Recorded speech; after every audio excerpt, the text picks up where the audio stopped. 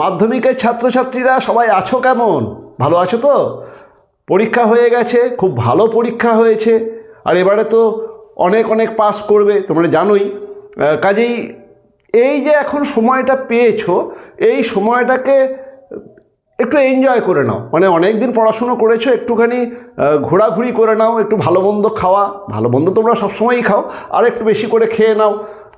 তারপরে যদি বন্ধু বান্ধবদের সঙ্গে একটু আড্ডা মারার দরকার হয়, যেটা পরীক্ষার সময় মেরে উঠতে পারোনি, এখন ভালো করে একটুখানি আড্ডা ফাড্ডা দাও, সিনেমা থিয়েটার দেখো, এবং যদি কোনো ছোটো কোর্স করতে চাও, যেমন স্পোকেন ইংলিশ কোর্স বা কম্পিউটার অ্যাপ্লিকেশনের কোর্স, সেগুলোকেও করতে পারো। মানে ফ্রি টাইমটাকে এনজয় করো এবং তারপরে ফ্রি টাইমটাকে একটু কাজে লাগাও, কারণ মাধ্যমিকের রেজাল্ট বেরিয়ে যাবে এবং এবারে তাড়াতাড়ি বেরোবে, এবং তারপরেই 11-এর ভর্তি শুরু হয়ে যাবে। আর 11-এর ভর্তি শুরু হতে হতেই দেখবে 11-এর পরীক্ষাও চলে এসছে, তখন আবার সময়টা তোমরা পাবে না। কাজেই যে সময়টা পাচ্ছ, এনজয় দ্য টাইম।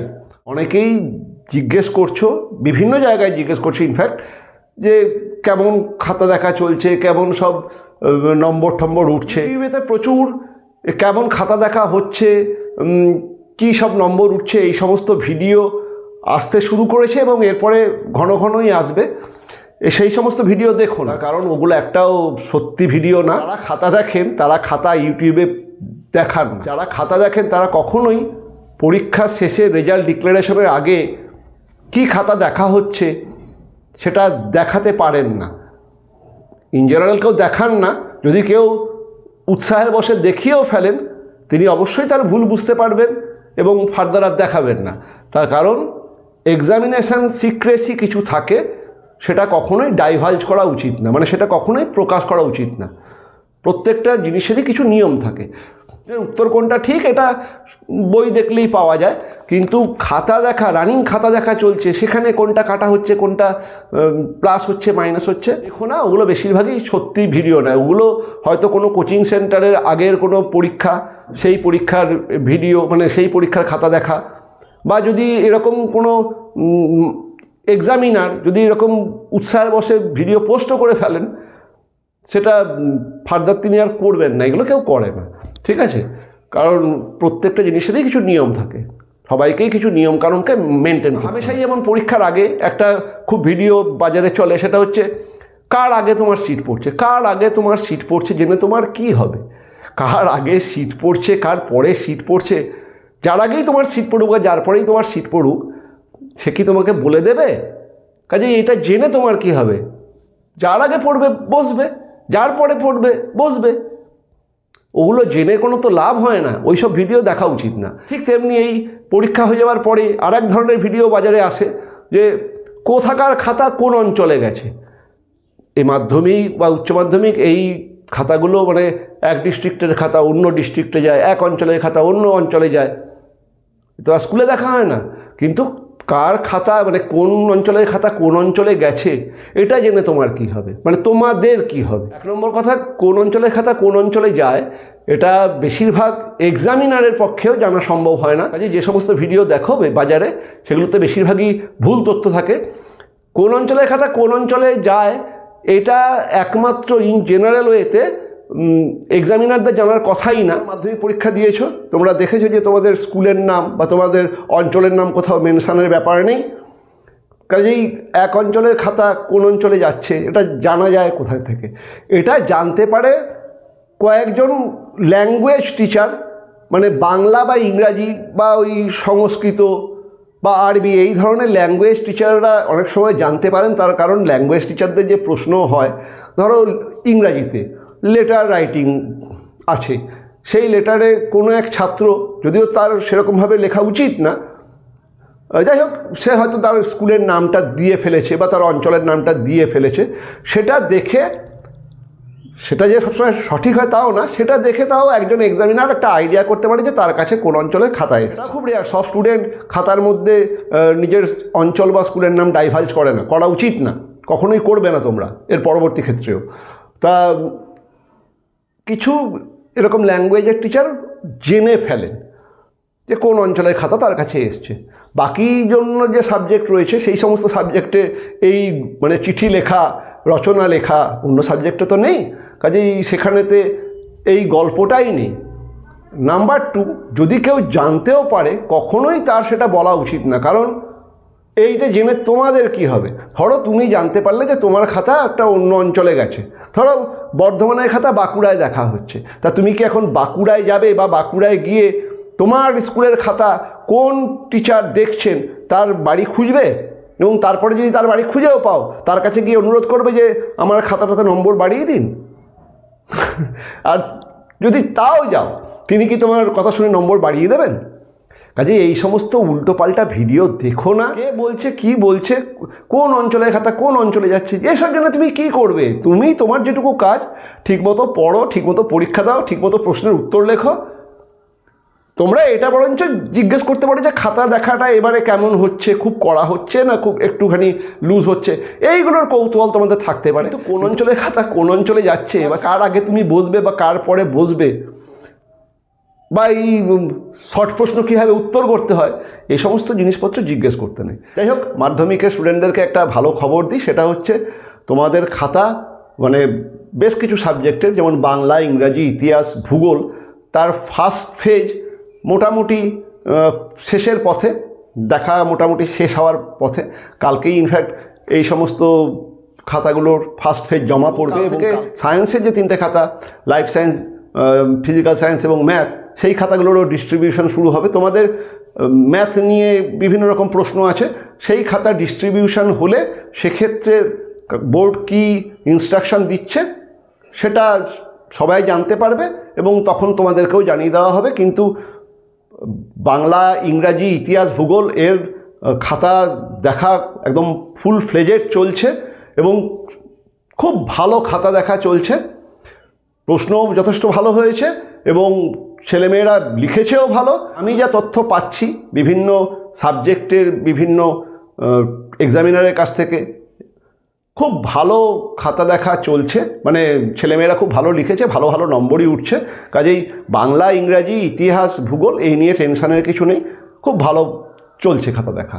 এইটুকু তোমরা জানো যে তোমাদের খাতা দেখা অনেকেরই খাতা, মানে ফার্স্ট ফেজ মানে কি, এক একজন এক্সামিনারের কাছে মোটামুটি ওই 140 থেকে 160-এর মধ্যে খাতা আসে, মানে মেনলি 150কে টার্গেট করে খাতা দেওয়া হয় এক একজন এক্সামিনারের কাছে। তারা ওই 2টো দিন থাকে, সেই দিনের মধ্যে তাদের সমস্ত খাতা দেখে জমা দিতে হয় হেড এক্সামিনারের কাছে। এক একজন হেড এক্সামিনারের আন্ডারে 30 থেকে 35 জন এক্সামিনার খাতা দেখেন। তা কালকে যেমন একাধিক হেড এক্সামিনারের কাছে বিভিন্ন এই আর্টসের সাবজেক্টের এক্সামিনাররা তাদের ফার্স্ট লটের খাতা জমা দেবেন। কাজেই ভালো খাতা দেখা হচ্ছে এবং ভালো নম্বর উঠছে, ঠিক আছে। কত উঠছে না উঠছে জানি না, ভালো উঠছে। আর্টসের সাবজেক্টগুলোতে তোমরা মোটামুটি এখন খুব ভালো পারফর্ম করেছো। এই হলো প্রথম খবর। দ্বিতীয় খবর, কালকে ওই যে বললাম সায়েন্সের খাতার ডিস্ট্রিবিউশন শুরু হবে, এবং তারপরে তোমাদের কিছু ইনফরমেশান দেওয়া যাবে যে সায়েন্সের কিছু ইনস্ট্রাকশান আছে কি না। কারণ বোর্ড এবং উচ্চ মাধ্যমিকের ক্ষেত্রে কাউন্সিল এরা খাতা দেখার লিখিত ইনস্ট্রাকশান পাঠায়। গোটা পশ্চিমবঙ্গে যাতে একটা নির্দিষ্ট নিয়ম, সবাই যেন, সমস্ত এক্সামিনাররা যেন সেই নিয়মটা মেনে চলে, এবং সমস্ত ছাত্রছাত্রীদের যেন খাতা দেখার একটা সার্বিক মান রক্ষিত হয়, এই জন্য কিছু ইনস্ট্রাকশান পাঠায়। যেমন ধরো ইংরাজিতে এরকম প্রত্যেক বছরেই এরকম, এগুলো হচ্ছে সব বোর্ডের ইনস্ট্রাকশান, কাউন্সিলের এরকম ইনস্ট্রাকশান আসে। তা আমি আবার তোমাদেরকে ইনস্ট্রাকশান দেখাবো না, মানে এরকম ইনস্ট্রাকশান সিট আসে। ইনস্ট্রাকশান সিটেতে বোর্ড বিভিন্ন সাবজেক্টের জন্য কোন উত্তরগুলো সঠিক, মানে যাতে সার্বিকভাবে সব জায়গার খাতাতে একই উত্তর এবং তাতে একই নম্বর, সেটা যাতে মেনটেন করা হয়, সেজন্য কিছু ইনস্ট্রাকশান সিট বোর্ড দেয়। বাংলা, ইংরেজি, ইতিহাস, ভূগোল প্রত্যেকেরই ইনস্ট্রাকশন শিট রয়েছে, সেই ইনস্ট্রাকশন মেনেই খাতা দেখা হচ্ছে এবং ভালো নম্বর উঠছে। আর ইংরাজি, আমার যেহেতু ইংরাজি সাবজেক্ট, আমি ইংরাজিটা তোমাদের বলতে পারি। তোমাদেরকে ইংরাজি আমি যেদিনকে ইনফ্যাক্ট তোমরা পরীক্ষা দিয়ে বেরিয়েছো সেদিনকেই সলভ করে তোমাদেরকে প্রশ্ন বলে দেওয়া হয়েছিল। মানে আমি আমার চ্যানেলেতে সেই কোনগুলোর সঠিক উত্তর কী লিখতে হবে, ইনফ্যাক্ট কতটুকু লিখতে হবে, সেটাও আমি তোমাদেরকে বলে দিয়েছি। যদি ইংরাজিতে কোন উত্তরগুলো ঠিক, এটা যদি তোমরা জানতে চাও, আমার সেই পুরনো ভিডিওটা দেখে নাও, মানে এই মাধ্যমিক পরীক্ষার পরে ইংরাজির প্রশ্ন উত্তর আমি একদম মানে সেই প্রশ্নটা ধরে উত্তর বলে দিয়েছি। যা বলেছি সেগুলোই উত্তর। আমি ইনস্ট্রাকশান শিটটা তোমাদেরকে, মানে আমি রংটা তোমাদের দেখাতে পারি, ইনস্ট্রাকশান শিট তো আমি দেখাতে পারবো না। তবে সেদিনকে তোমাদেরকে যা বলেছি সেই ভিডিওটা দেখে নাও, সমস্ত কিছু যা যা বলা আছে তাই উত্তর। মানে ইংরাজিতেও মোটামুটি সবাই ভালোই নম্বর পাচ্ছে, এটাই খবর। খালি একটাই, ওই তোমাদের যেটা অসুবিধা হয় ইংরাজির ক্ষেত্রে, ইংরাজি বা বাংলাতেও একটা ক্ষেত্রে অসুবিধা হয়, সেটা হচ্ছে এই যে রাইটিং যে পোর্শন, বাংলা তুলনায় এটা ইংরেজিতে বেশি হয়। রাইটিং পোর্শনেতে মানে নম্বরটা ইংরেজিতে কমে যায় এই রাইটিংয়েতে। আর তোমরা বিভিন্ন রকম ভিডিও দেখো, বিভিন্ন জায়গায় পড়ো, কিন্তু যেটা আসল ব্যাপার মানে রাইটিংয়ের যেটা ব্যাপার, রাইটিংয়েতে কিছু নির্দিষ্ট নিয়ম মেনে খাতা দেখা হয়। মানে যারা পড়ান তারা খুব যত্ন করেই পড়ান, কিন্তু সবাই তো সব নিয়ম জানেন না। মানে এগুলো যারা খাতা দেখেন তারা সেই সমস্ত নিয়মগুলো জানেন। মানে বোর্ডের কিছু নির্দিষ্ট নিয়ম আছে, সেই নিয়মেতে রাইটিংগুলোকে চেক করা হয়। নম্বর দেওয়ার যে পদ্ধতি তাকে বলা হয় রুব্রিক্স। মানে এক একটা রুব্রিক্স ধরে নম্বর দেওয়া হয়, এবং এই রুব্রিক্সটা সঠিকভাবে না জানার জন্য ইংরাজিতে রাইটিংয়েতে এবারে মাস্টারমশাইরা দিয়ে দেন নাম্বার, এক্সামিনাররা দিয়ে দেন। ছেলেমেয়েরা লিখলেই প্রথম জীবনের বড় পরীক্ষায় একটু মোটামুটি লিখতে পারলেই ধরে নম্বর দিয়ে দেন। কিন্তু ধরে নম্বর দেওয়ার খুব মানে 10-এ 10 পাওয়ার মধ্যে তো একটা ডিফারেন্স থাকে। 10-এ 10 পেতে গেলে বা 10-এ 9 পেতে গেলে সেই রুব্রিক্সকে ফলো করে নাম্বার পেতে হয়, সেটা হচ্ছে ইম্পর্টেন্ট। ইনফ্যাক্ট আমি তোমাদেরকে যখন ওই বিভিন্ন জিনিস রাইটিংগুলো যখন শেখাই, তখন তোমাদেরকে আমি বলে দিই যে কোনখানেতে কী নম্বর আছে, কিভাবে লিখতে হয়, সেই নিয়মগুলো, কোন নিয়ম আমাদের বোর্ড ফলো করে, কোন নিয়মে নম্বর দেওয়া হয়, কোন নিয়মেতে এক্সামিনাররা খাতা দেখেন, সেই সমস্ত কিন্তু তোমাদেরকে বলে দিই। তোমরা সেই সমস্ত ভিডিও দেখো না, তোমরা অন্য সব ভিডিও দেখতে ব্যস্ত। সেখানে কিন্তু যারা খাতা দেখেন তারা কিভাবে খাতা দেখেন সেই সমস্ত কিছু ইন ডিটেলস বলা থাকে। যাই হোক, 11-12-এর জন্য সেই একই নিয়ম, মানে কাউন্সিলেরও কিছু নির্দিষ্ট নিয়ম আছে, সেই নিয়ম অনুযায়ী প্রশ্নের উত্তর লিখতে হয়। অনেক কিছু লিখে দিলাম তাহলে হয় না, নির্দিষ্ট নিয়ম মেনে প্রশ্ন লিখতে হয়। যাই হোক, তোমাদেরকে আমি এই যে ইংরেজি পরীক্ষার প্রশ্ন, আমি তোমাদেরকে এই ইনস্ট্রাকশন শিট কিছু দেখাচ্ছি না, ও দেখানোর কিছু নাই, ওটা তোমাদের জন্য না। সেখানে কীভাবে নম্বর দিতে হবে না দিতে হবে তোমাদেরকে আমি বলছি যে তোমরা যে 2026-এ যে তোমাদের পরীক্ষা হয়েছে, সেই পরীক্ষার পরেই মানে ইংরেজিতে আমি উত্তর বলে দিয়েছিলাম, হুবহু সেটাকে মিলিয়ে নাও, তাহলেই সব উত্তর পেয়ে যাবে। একটা জায়গায় একবার বলে দিই, যেমন তোমাদের গ্রামারেতে তোমাদেরকে বলেছিলাম যে ওই fill in the blanks with article preposition, এই লাস্টেতে অনেকেই ইন করেছো, আবার কেউ অ্যাড করেছো। তোমাদেরকে বলেছিলাম ইন অ্যাড দুটোতেই নম্বর পাবে, দুটোতেই নম্বর আছে। যে ইন লিখেছো সেও নম্বর পাবে, যে অ্যাট লিখেছো সেও নম্বর পাবে, ঠিক আছে? যা যা তোমাদেরকে বলেছিলাম সেই রকমভাবেই নম্বর আছে, নম্বর দেওয়া হবে। যেমন এখানেতে আমার এই যে জয়নিংয়েতে সিঙ্গেল সেন্টেন্সে জয়নিং, ওই মাই father lives in a big house, the house is near the river, তোমাদেরকে বলেছিলাম যে বিভিন্ন রকমভাবে এটা করা যায়, এবং যে গ্রামাটিক্যালি ঠিক যেভাবেই করবে সে সেভাবেই নম্বর পাবে। যেমন তোমাদেরকে আমি 3-4টে বলেওছিলাম, my father lives in a big house near the river, এটা করলে তোমরা নম্বর পাবে। My father lives in a house which or that, মানে which is near the river বা that is near the river, যে কোনো একটা করলে সেতেও নম্বর পাবে। তারপরে the big house in which my father lives is near the river, এটাতেও নম্বর পাবে। বা my father lives in a big house and the house is near the river, এতেও নম্বর পাবে। যে যেভাবে করবে সে সেভাবেই নম্বর পাবে। ওকে, তারপরে তোমাদের এই ইনডিরেক্ট স্পিচের মানে ন্যারেশন চেঞ্জটাই বলেছিলাম, যেমন you are half an hour late, সেই মানে স্যামুয়েল সেড অথবা স্যামুয়েল ইনফর্মড, যে কোনো একটা করে লিখলেই হবে, যে that he was half an hour late. বাকি সব তো সব ঠিকঠাকই আছে।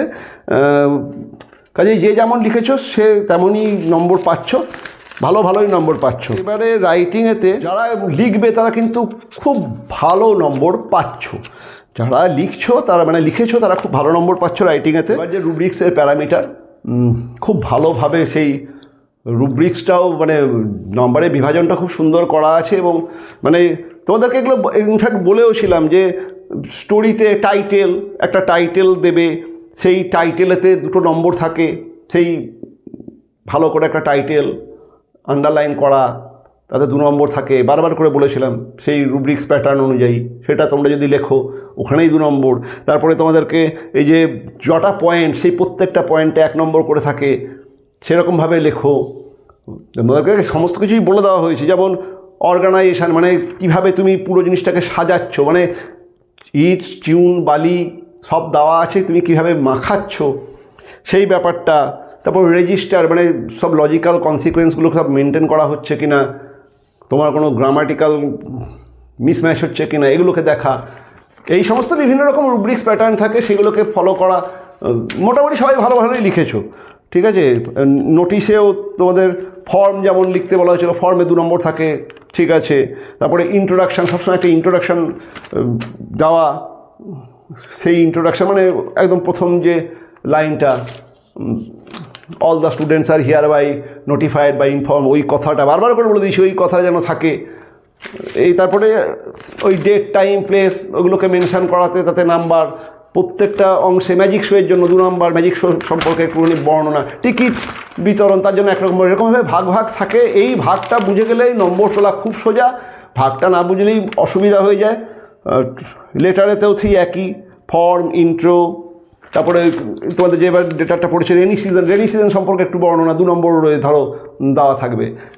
কীভাবে সেই রেনি সিজনের, মানে ওই যে you are advising him or her to plant trees, ওই প্ল্যান্ট ট্রিজের মানে রেনি সিজনকে কেন চুজ করছো, প্ল্যান্ট ট্রিজের ব্যাপারে সে সম্পর্কেও দেখা যাচ্ছে যে 1 নম্বর বা 2 নম্বর প্রত্যেকটা পয়েন্ট এরকমভাবে থাকে। যাই হোক, ভালো পরীক্ষা হচ্ছে, চিন্তার কোনো কারণ নেই। কালকে সায়েন্সের মানে কালকে যেমন ফার্স্ট লট আর্টসের খাতা হেড এক্সামিনারদের কাছে চলে আসবে, তেমনি সায়েন্সের ফার্স্ট লটের খাতা ডিসপ্যাচ হবে।